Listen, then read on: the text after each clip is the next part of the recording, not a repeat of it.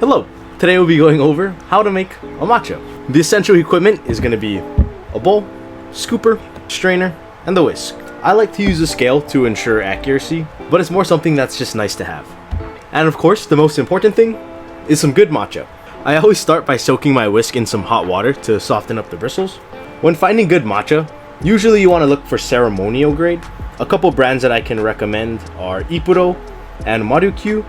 They're a little more on the pricey range. On the more affordable side, I like to use Midori Spring and Mocharo. And I always use between 2 to 4 grams of matcha. And sifting is very important to make sure your matcha is not clumpy. Next, I go in with 20 grams of room temperature water.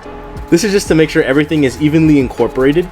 Next, I combine boiling water with room temperature water to make hot water, but not too hot. And then I add this in to bring the total to 60 grams. And then you whisk. When finding a good bowl to whisk in, you want to make sure the bottom is glazed and not really rough. It can damage your whisk.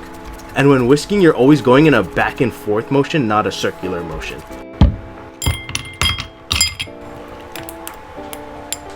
We'll give it a taste test. Good. The flavor notes of matcha are usually umami or savory.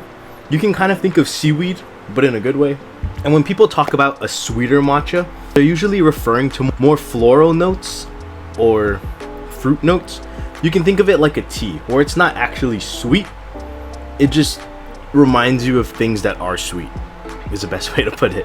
And when I was researching, I couldn't find any real categorization of matchas. So you kind of just have to explore and find out what you like. And if you have any questions, feel free to comment down below and I'll try my best to answer them. Thank you.